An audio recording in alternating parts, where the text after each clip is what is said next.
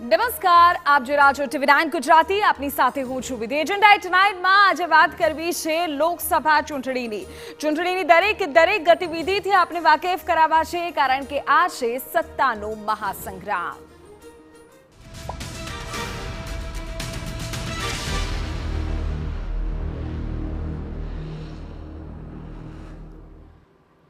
આપને કહી દે કે આજથી ક્ષત્રિય આંદોલન 2.0 ની શરૂઆત થઈ રહી છે. કચ્છ અને રાજકોટથી ધર્મરથ નીકળશે.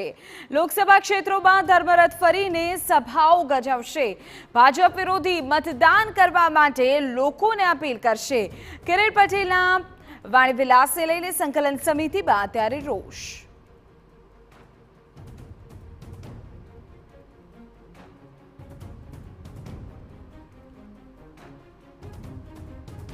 પરસોત્તમ રૂપાલાના વિવાદ મામલે ક્ષત્રિયો જરા પણ દમતું જોખવાના મૂડમાં નથી અને હવે શરૂ થઈ રહ્યો છે આંદોલનનો પાર્ટ 2. રૂપાલાની ટિકિટ પરત નહીં ખેંચાતા હવે ભાજપ વિરોધ મતદાન માટે આંદોલન શરૂ થઈ રહ્યું છે અને તેની શરૂઆત કચ્છમાં માતાના મઢ અને રાજકોટમાં આશાપુરા મંદિરથી થશે. આ બંને સ્થળેથી ધર્મરથનું પ્રસ્થાન કરાવાશે. આ ધર્મરથો વિવિધ લોકસભા ક્ષેત્રોમાં ભાજપ વિરોધી મતદાન કરવા સભાઓ ગજવશે. મહત્વનું છે કે પરસોત્તમ રૂપાલા બાદ વિસાવદરમાં કિરીટ પટેલે રાજાઓ પર કરેલા વાણી વિલાસને લઈને રાજપૂતોની સંકલન સમિતિમાં રોષ જોવા મળી રહ્યો છે.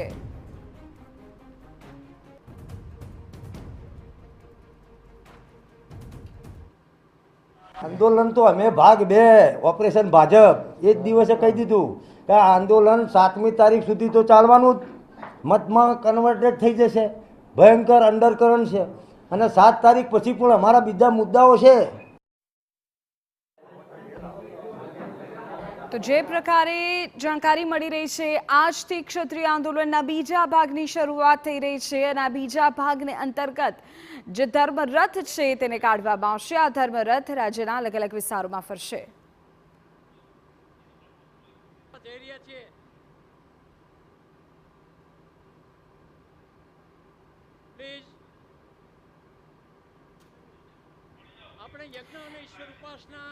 ત્યારે આજ મુદ્દે વધુ જાણકારી મેળવવી અમારા સંવાદદાતા મોહિત ભટ્ટ આપણી સાથે અત્યારે જોડાઈ ગયા છે. મોહિત, સૌથી પહેલા તો એ જણાવું કે ક્ષત્રિય આંદોલન 2.0 રણનીતિ શું છે, કયા વિષયો પર હવે ખાસ ધ્યાન આપશે ક્ષત્રિય આંદોલન અને કઈ રીતે આગામી રણનીતિ નક્કી કરશે?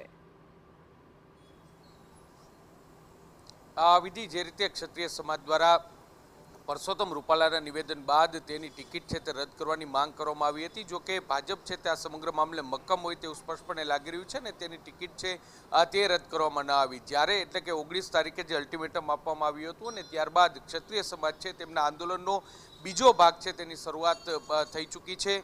જે રીતે ક્ષત્રિય સમાજના મહિલાઓ છે તે અલગ અલગ તાલુકાઓમાં જે પ્રતિકાત્મક ઉપવાસ છે તે કરી રહ્યા છે ને સાથે સાથે હવે જે બીજી ધર્મયાત્રા એટલે કે ધર્મ રથના મારફતથી મત એ જ શસ્ત્ર છે એ રીતે ક્ષત્રિય સમાજને જાગૃત કરવાનું કામ છે તે હવે કરવામાં આવી રહ્યું છે. આજથી જે રાજકોટમાં આશાપુરા માતાનું મંદિર છે, આપને હું દ્રશ્યો બતાવવા માંગીશ. મંદિર અહીંથી ક્ષત્રિય સમાજનો ધર્મરથ છે તે પસાર થવાનો છે ને આ ધર્મરથ છે તે અલગ અલગ ગ્રામ્ય વિસ્તારોમાં જશે જ્યાં ક્ષત્રિય સમાજના લોકો છે તેમને જે નારી અસ્મિતાની આ લડાઈ છે તે લઈને જાગૃત કરવામાં આવશે ને જે ભાજપ વિરુદ્ધ છે તે કેમ્પેન કરવામાં આવશે. મારી સાથે ક્ષત્રિય સમાજના જે અગ્રણી છે, આપણે તેની સાથે વાત કરીશું. સત્યજીતભાઈ, શું કહેશો કે આજનો કાર્યક્રમ કયા પ્રકારનો રહેશે અને કઈ રીતે આગળ આ ધર્મરથ છે તે ફરશે?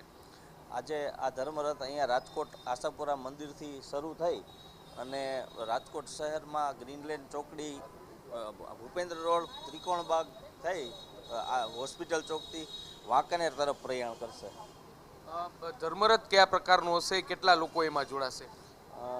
અમે 100 થી 125 કાર અને 100 થી ઉપર બાઇક જોડાશે અને સ્વૈચ્છિક સર્વ જ્ઞાતિઓ આને સમર્થન કરે છે. ગામડે કયા પ્રકારનો કાર્યક્રમ રહેશે? ગામડે બધા લોકો એ ધર્મરથને જે આ નારી અસ્મિતાની લડાઈ ચાલે છે એમાં સહકાર આપશે બધા સર્વ સમાજ અને આ રીતે અમારો રથ આગળ વધશે. પણ એટલે વિધિ, જે ગામડે છે આ રથ છે તે ફરશે ને નારી અસ્મિતાની જે આ લડાઈ છે તે લડાઈમાં દરેક સમાજનું સમર્થન છે તે લેવામાં આવશે. જે રીતે જે ક્ષત્રિય સમાજની જે સંકલન સમિતિ છે તેમના દ્વારા પણ જે રીતે કહેવામાં આવ્યું છે કે હવે આ અસ્મિતાની લડાઈ છે ને પહેલા પરસોત્તમ રૂપાલાનો જ માત્ર વિરોધ હતો, પરંતુ હવે ભાજપનો વિરોધ છે તે કરવામાં આવશે અને ગામડે ગામડે જે ક્ષત્રિય સમાજના આગેવાનો જઈ અને એક પ્રકારે ભાજપ વિરુદ્ધનો એક કેમ્પેન છે તેની શરૂઆત કરશે.